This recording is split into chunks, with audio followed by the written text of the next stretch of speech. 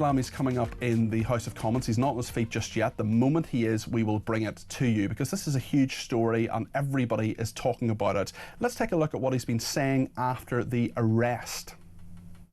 I wanted to come down here to Wood Green Station to thank the officers. It's my constituency area, to thank them for apprehending Kebatu so fantastically, really, following the public responding to the appeal, calling it in, and officers arresting him and getting him back into custody so he can be deported this week. I'm very grateful to them, to British Transport Police, for Essex Police, the Metropolitan Police, for all that they have done over this last 48 hours. And as you know, this was totally unacceptable. I will be making a statement in Parliament tomorrow. There will be a further and full investigation into how this happened. You say he will be deported. There is a flight tonight from Heathrow to Addis Ababa at 8:15 p.m. Will he be on that flight? And if not, why not? It's right that he's questioned by the police following his route from Essex into London, and then, of course, 48 hours in which he has been basically around. It's right that we get to the bottom of what's happened over the course of those 48 hours, but I can assure you that he will be deported as he was expected to be deported. I expect that to happen this week. David Lammy, the Justice Secretary, will be hearing more from him, more of an explanation, probably in the next 10 or 15 minutes. As I say, it's always hard to know what times things happen in the House of Commons. They rarely run to time, apart from Prime Minister's questions. I'm sure this is going to come up with Keir Starmer. He'll be quizzed on this, no doubt, by Kemi Badenoch on Wednesday at 12 o'clock. And as always, I'll be in the studio with Julia Hartley-Brewer chewing over that. For the meantime, let's chew over what David Lammy was saying there. Theo Usherwood, the political commentator, is with me this afternoon. Theo, good afternoon. A very good afternoon to you, Peter. Great to be with you. Long time no speak. Theo, I just wonder if you could tell me your thoughts on what David Lammy was saying there, and the question that quite a number of people who've been contacting this station have been saying, which is, hold on a second, if you can get rid of this guy in about 2 days, you've brought him back and he's going to be deported. Great. Why can't we do that sooner? Why can't we just, this just comes back again and again to the frustration, one of the many frustrations I have with governments in general, but particularly this government, which is if the political will is there, it can be done quickly. But if the political will isn't there, things take forever. You make a very good point, and your listeners make a very valid point as well. The thinking is at the moment, Peter, that he's going to be deported tomorrow. That is, if all goes to plan. Let's wait and see whether there is a legal challenge. I think if there were to be a legal challenge, and that legal challenge would be successful, and the way this country is run, I would not want to. I'd not want to rule it out. But if everything goes to plan, then he will be deported by the end of the week, and as I said, possibly as early as tomorrow. Just to pick up what David Lammy said there in terms of interviewing. Police having the chance to interview Hadush Kebatu, he seems to put it onto Kebatu as having made the mistake. He was indeed, it was an interview I think I saw with the Sun newspaper where it was a delivery driver who'd actually said he'd seen him being released from prison, wandering around, actually thinking he should be back inside prison, trying to give the staff that he's taken back in prison, and then he has to be guided towards the train station. It beggars belief that somehow I make no apology for a convicted criminal like Kebatu, but I'm not. In this particular instance, it's hard to see exactly what he's done wrong or what he's got to answer. There are a lot of things that Hadush Kebatu has done wrong. I am not sure him being released early is his fault, and actually the delivery driver you talked to, who spoke to Kebatu at Her Majesty's Prison, Chelmsford, described Kebatu as being confused and was said to have returned to the prison reception 4 or 5 times before leaving the area on a train. He himself, he is not a nice man. He is a scumbag. He is a sex offender. I'm not standing up for him in any way, shape or form. But what he did do was say, hold on a second, have we got this right? Yeah. And I just, I also, completely. I'm not making, as I said, I make no apology for of course. This man, and it's right that he's going to be deported. I think there's a separate debate to be had actually whether he's deported after he's actually served his time in prison, because no doubt I'm sure he'll land back in Addis Ababa this week and suddenly find himself, you know, being able to walk freely. My personal opinion is that he should have to serve his full sentence at His Majesty's pleasure in prison, and it would only be at that point that he's deported. But that's, you know, I know that's something that different people have different opinions on, but that's my own. And it's an opinion I agree with, but a lot of people don't. Yeah, certainly. Yeah. The other thing I take issue with, you know, David Lammy, you know, going down to Wood Green Police Station to thank police officers.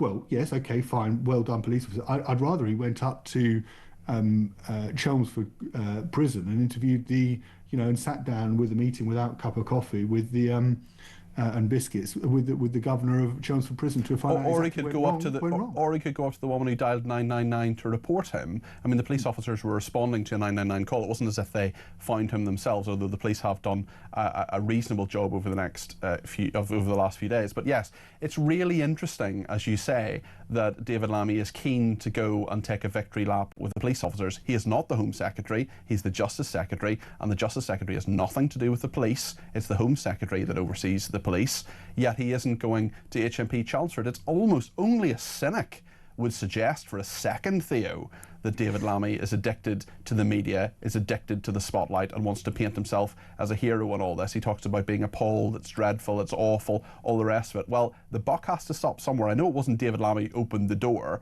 but you're in charge, mate. It's you. You're the government. I want to talk about something. I couldn't agree more, Peter. I mean, he's almost wanting to take, and this is a tactic that actually I saw first with Boris Johnson's government, that he sort of takes a bird's eye view.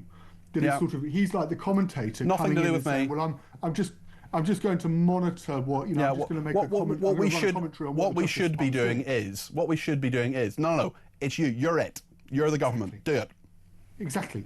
It's his department. He's the boss. It's like, you know, if there was to be a failing at a major company, you know, you wouldn't expect the CEO to sort of stand back and sort of mark the homework of the chief operating officer or the chief financial officer. You expect the chief executive officer to take full responsibility for exactly what's happened. Now, he's the minister, cabinet minister, in charge of that department, and he should be taking full responsibility now. And he's going to be speaking in the next few moments in the House of Commons. And he can expect a rough ride, I'm sure, from opposition MPs, whether they be Conservatives or Reform or Liberal Democrats. I would also hope that actually some Labour MPs would put the boot in as well, because it's been, we cannot underscore how shambolic and what a mistake this is. And Theo, I'll be honest with you, I'd love to interview David Lammy about it. To my knowledge, in all the time he has been in government since the 4th of July 2024, he hasn't done an interview with this station at all. Many other government ministers did. Wes Streeting was on yesterday with me. Great, good for him. And only a cynic, I don't want to be too cynical here, but only a cynic would say that David Lammy had refused invitations, very kind and generous and persistent invitations to come on this station, because he had previously received an awful lot of money from a rival station. But only a cynic would say that, and I'm not a cynic, and that's the main thing. I want to talk about Sarah Pochin, because I interviewed her on Saturday. Those comments have caused a bit of a stir, and quite a number of people have reacted to it. I just want to play what the Prime Minister has said in the last couple of hours about Sarah Pochin's comments to this programme.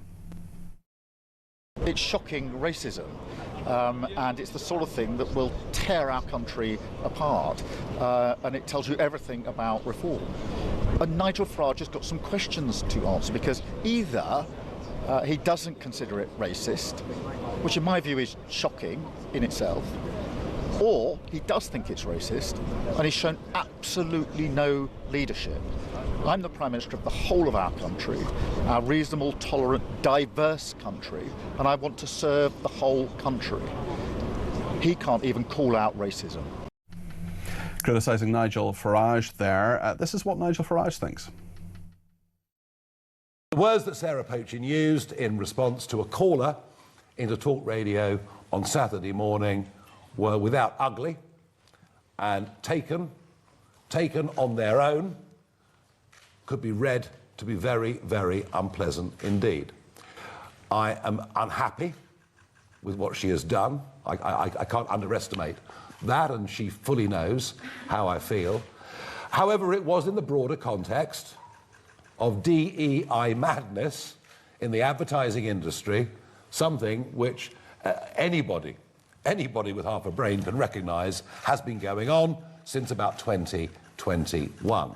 So I understand the basic point, but the way she put it, the way she worded it, was wrong and was ugly. And if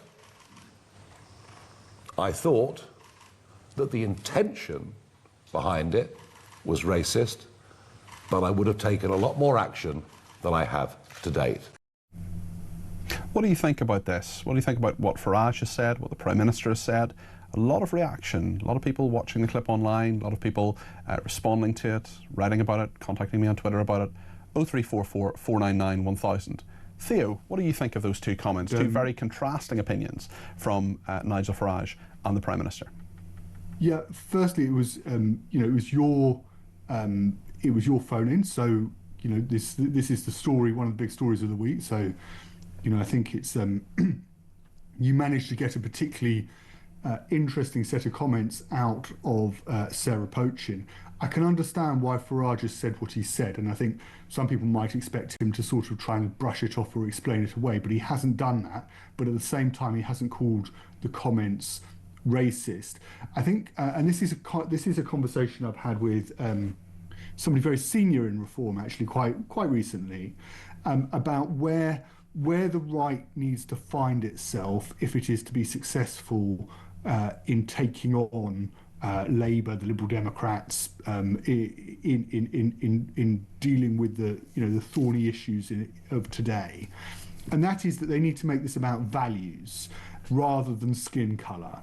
And I think Farage is angry with Sarah Poachin because it has given Keir Starmer the opportunity to come in and say that Reform is a racist party, essentially.